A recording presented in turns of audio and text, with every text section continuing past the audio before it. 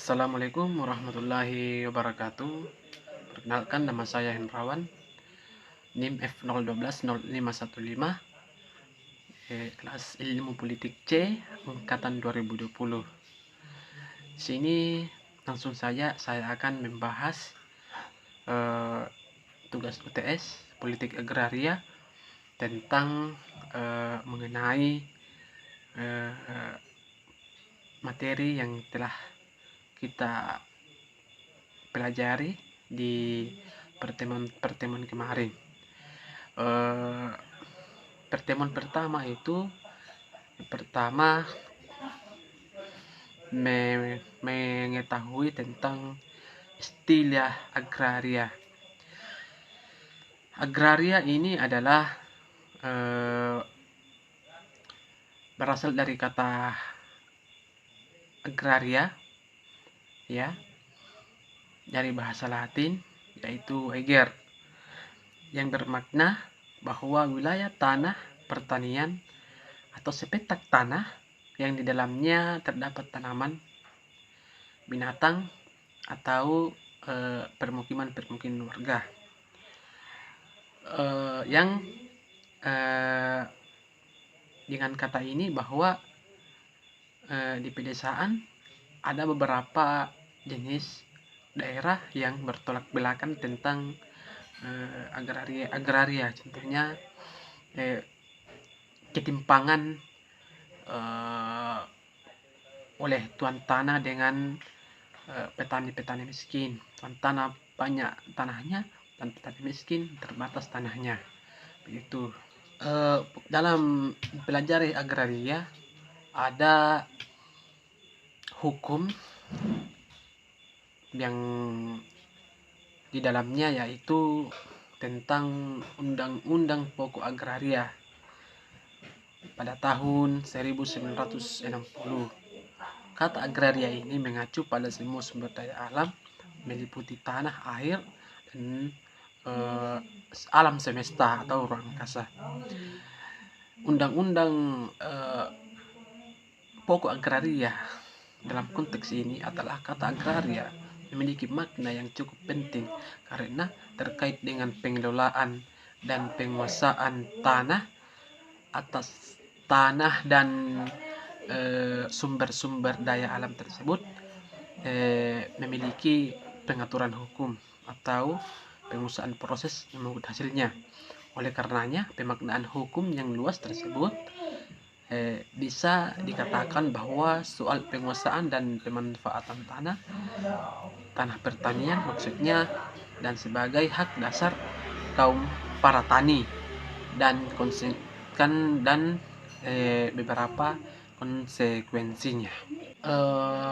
Masuk dalam prinsip-prinsip undang-undang pokok agraria pada saat kebijakan Presiden Soeharto, dapat kita ketahui bahwa prinsip ini, yang pertama, tanah harus diperlakukan sebagai alat produksi atau sebagai alat produksi menciptakan kemerataan atau keadilan sosial. Kemudian, tidak untuk kepentingan individual dapat menyebabkan kepemilikan ini adanya ketertindasan. Juga Undang-Undang Pokok Agraria adalah intisarinya adalah untuk keadilan sosial bagi seluruh rakyat Indonesia. Kita masuk di kebijakan pada masa Orde Baru. Nah, setelah Presiden Soeharto membawa perubahan yang sangat besar pada saat Orde Lama. Nah, masuk pada masa Orde Baru sangat berbeda antara Orde Lama dengan Orde Baru, karena Orde Baru memiliki pandangan politik agraria, tanah untuk rakyat.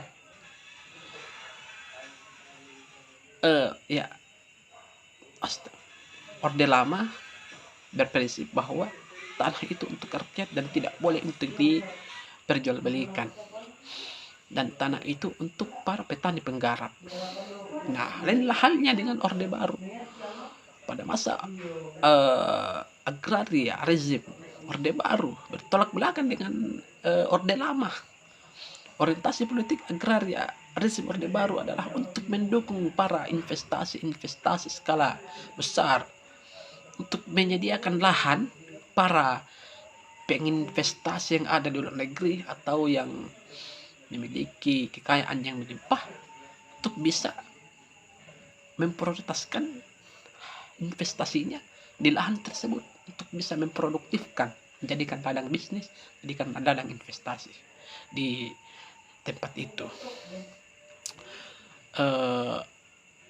Pada masa Orde Baru ini sangat bertentangan dengan Undang-Undang Pokok Agraria, karena bahwa fungsi tanah itu adalah fungsi sosial atau untuk semua. Nah, dampak dari perubahan tersebut adanya spekulasi tanah menjadi bagian yang menjadi kepentingan bisnis, dan komoditas tanah bertentangan dengan apa prinsip dalam Undang-Undang Pokok Agraria. Sehingga dalam Wakil Presiden Soeharto, yaitu Muhammad Hatta, pendiri Indonesia, telah gigih meneruskan mempromosikan tanah itu untuk tidak diperjualbelikan. Tanah untuk tidak diperjualbelikan pada tahun 1946, dan sebelum Undang-Undang Pokok Agraria disahkan, ia telah mengatakan bahwa tanah tidak bisa dijadikan objek perdagangan. Objek perdagangan, kata Bung Hatta pada saat itu. Nah, singkat saya masuk di yang pemahaman saya selanjutnya, yaitu tentang gambaran umum aturan agraria saat ini. Indonesia paling tidak dapat ditemukan dua jenis distribusi tanah. Yang pertama, ketidakadilan antara penyedia lahan kegiatan ekstraksi atau ekstraksi dengan tujuan mencari keuntungan bagi perusahaan besar. Ekstraksi di sini adalah mengintisari daripada lahan, atau contohnya tanah yang memiliki potensi, yaitu potensi emas, baru kita ambil sari-sarinya atau ekstrak sarinya di dalam itu, yaitu emas. Contohnya seperti itu. Dalam lahan pertanian rakyat, ketimpangan penyediaan tanah ini sangat bertumpah tindih kebijakan pembagian wilayah. Ya, kita melihat Indonesia saat ini memiliki hutan yang meliputi hampir 70% dari tanah di Indonesia. Kedua, dalam mempertahankan ketimpangan penguasaan tanah di Indonesia, perlu melihat kondisi ketimpangan distribusi tanah di antara kelompok para petani. Nah, juga kita melihat ketidakseimbangan antara jumlah rumah tangga petani dan jumlah pertanian terus berlangsung, dan di banyak tempat telah menciptakan ketimpangan penguasaan tanah dan peningkatan jumlah petani tunakisme, khususnya pada absolut yang sangat parah. Ketimpangan tersebut berkontribusi langsung pada munculnya konflik agraria atau perebutan tanah, khususnya yang ingin menguasai tanah pada skala luas. Nah, hal itu terus terjadi dalam kurun waktu yang panjang sampai detik ini yang kita ketahui bersama, ya. Sampai saat ini ketimpangan itu sangat miris menurut saya, karena terjadinya pertumpahan darah gara-gara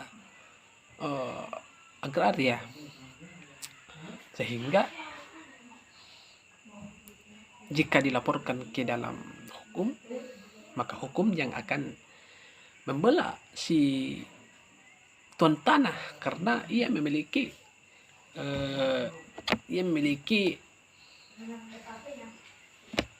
uang, ya, atau harta yang melimpah untuk bisa bayar pada pengacara. Pemerintah Soekarno telah mencoba menyelesaikan masalah tentang struktur yang timpang dengan menjalankan program land reform pada tahun 1960. Namun kekuasaan di antara elit-elit politik yang terjadi pada tahun 1965 bukannya memperbaiki kesalahan teknis, akan tetapi malah mengubur program tentang land reform. Akibatnya kehidupan perdesaan di Indonesia tetap terbelenggu oleh ketimpangan struktur agraria dan tekanan-tekanan penduduk. Kemudian makin adanya ketimpangan itu, adanya perubahan struktur pelaksanaan sensus pertanian, dan jelas bahwa perubahan struktur penguasaan tanah selama 40 tahun dari 1963 sampai 2003, angka rasio Gini penguasaan tanah dari tahun itu yang saya sebutkan tadi, bahwa petani pengguna lahan keseluruhan rumah tangga dan petani menunjukkan angka di 0,5%, ya, dengan kecenderungan makin besar dari waktu ke waktu, yang selama waktu itu bertimpangan penguasaan tanah semakin parah. Angka ketunakismaan dari waktu ke waktu itu menjadi meningkat. Nah, kita masuk pada masa reformasi, bahwa pada masa pemerintahan Susilo Bambang Yudhoyono lahirlah sebuah program pembaruan agrarian nasional, disingkat PPAN, pada pertengahan tahun 2006. Nah, program ini sesuatu yang ditunggu-tunggu oleh para masyarakat atau para publik, khususnya para petani atau yang memiliki dan yang tak memiliki tanah, petani-petani yang terlibat dalam konflik yang berkepanjangan sejak Orde Baru maupun oleh kelompok gerakan sosial yang pro reforma agraria. Kebijakan ini ditunggu-tunggu karena pembaruan agraria muncul sebagai salah satu tema kampanye pasangan SBY dan pasangan Yusuf Kalla pada saat itu. Tetapi 2 tahun awal pemerintahan SBY itu tidak ada satupun terucap lagi yang berkaitan dengan pelaksanaan pembaruan agraria seperti dijanjikan pada saat kampanye. Nah, pada tahun 2007 SBY menyatakan atau berbicara di depan publik suatu program disebutnya sebagai tanah untuk keadilan dan kesejahteraan rakyat. Nah, pada saat itu SBY berbicara tentang agraria itu pada masa pas terpilih sebagai presiden. Ia mengatakan pembaruan atau program ini memiliki tujuan untuk yang pertama menyediakan akses terhadap tanah sebagai sumber daya ekonomi untuk rakyat, dan untuk menyelesaikan konflik pertanahan. Dan juga kelompok-kelompok ormas penyokong reforma agraria itu bisa dikendalikan. Nah, SBY pada akhirnya bersuara memenuhi janjinya pada saat kampanye kemarin, dikarenakan adanya serangkaian demonstrasi atau pengunjuk rasa ribuan massa yang memberikan desakan untuk bisa menyesahkan program-program yang telah ia kampanyekan kemarin di di Istana Presiden pada tahun 2006 kalau tidak salah. Kesimpulan yang saya kupas dalam buku ini tentang 6 dekade ketimpangan tanah, bahwa Indonesia atau Presiden Republik Indonesia harus bersikap mengambil kembali program-program yang telah dilakukan oleh Presiden Soeharto, karenanya memiliki aturan untuk rakyat-rakyat kecil dan juga bisa memberantas kemiskinan, ya, supaya kita bisa rakyat-rakyat Indonesia ini bisa saling bekerja produktif dan kreatif, melakukan penggarapan di pertaniannya. Nah, untuk solusi yang telah diberikan, bahwa aturan-aturan ini membatasi investasi yang telah meresahkan atau merugikan masyarakat kecil.